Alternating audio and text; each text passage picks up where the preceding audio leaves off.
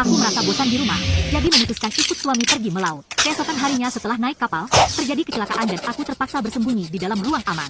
Tiba-tiba, tangan seorang pelaut menyelinap masuk ke dalam pakaianku, bergerak perlahan dari pinggang ke bawah. Aku memejamkan mata erat-erat, merasakan sensasi yang belum pernah aku rasakan sebelumnya, hingga kakiku gemetar tanpa henti. Dalam hati, aku berharap tangan itu tidak berhenti. Namaku Lucy dan suamiku bernama Jeffrey, dia adalah seorang pelaut. Kami baru saja menikah, dia sudah harus pergi berlayar jarak jauh. Malam sebelum keberangkatannya, aku terus-menerus memintanya menemaniku tanpa henti. Aku benar-benar ingin menghabiskan semua tenaga untuk bersamanya sepanjang malam. Aku berharap dengan begitu, semua keinginanku bisa terpuaskan, sehingga aku tidak lagi memikirkannya selama dia pergi. Kepergiannya berlangsung selama 6 bulan. Dalam waktu selama itu, aku takut tidak bisa menahan kesepian. Aku adalah wanita yang penuh energi, memiliki kebutuhan yang berbeda dari kebanyakan orang dalam hal itu, sesuatu yang sering membuatku frustasi. Baru 2 hari setelah suamiku pergi, aku sudah merasa ada api dalam diriku yang sulit dilampiaskan. Bahkan saat berjalan di jalanan, hatiku bisa berdebar-debar saat melihat pria bertubuh kekar. Rasanya ingin segera menarik mereka ke gang untuk memenuhi kebutuhanku. Berbagai alat bantu yang kubeli online menumpuk di kamar.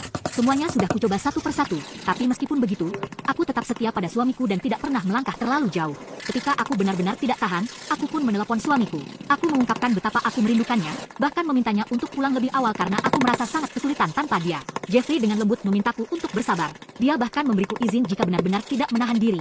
Aku boleh mencari orang lain dan dia tak akan menyalahkanku. Dia malah merasa ini semua adalah salahnya. Pengertian suamiku sangat menyentuh hatiku, tetapi tentu saja aku tak akan pernah mengkhianatinya. Setengah tahun kemudian, akhirnya suamiku kembali. Malam itu, kami melewati malam yang panjang, hingga aku benar-benar puas dan melepaskannya hanya setelah dia kelelahan.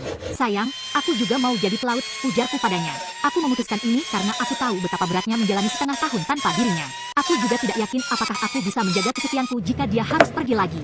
Jeffrey menatapku dengan tajam, lalu berkata, kamu sudah memikirkannya dengan matang. Hidup di laut gak sama seperti di rumah. Begitu naik kapal, rasanya sudah masuk ke sarang harimau. Tentu saja, aku sudah memikirkannya dengan baik. Aku gak mau terus sendirian di rumah. Aku sangat antusias pertama kali ikut suamiku melaut. Akhirnya, aku tidak perlu lagi menahan kerinduan di rumah. Setelah naik kapal, Jeffrey membawaku untuk bertemu kapten.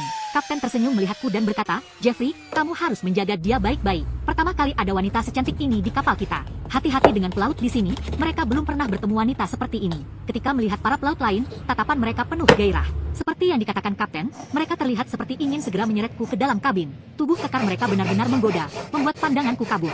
Aku sadar bahwa tubuh mereka yang kuat telah membangkitkan sesuatu dalam diriku. Aku bahkan merasakan sesuatu yang basah di celanaku. Hari-hari ke depan akan sangat panjang, aku khawatir tidak bisa mengendalikan diriku. Untungnya ada Jeffrey. Saat aku tidak tahan lagi, dia selalu siap membantuku. Malam itu, aku melepaskan semua keinginan yang tertahan sepanjang hari. Aku memintanya lagi dan lagi, hingga seluruh kapal bergoyang hebat. Aku bahkan mendengar suara pelaut yang gaduh berhenti setelah itu. Malam itu, aku benar-benar merasa bebas dan merasakan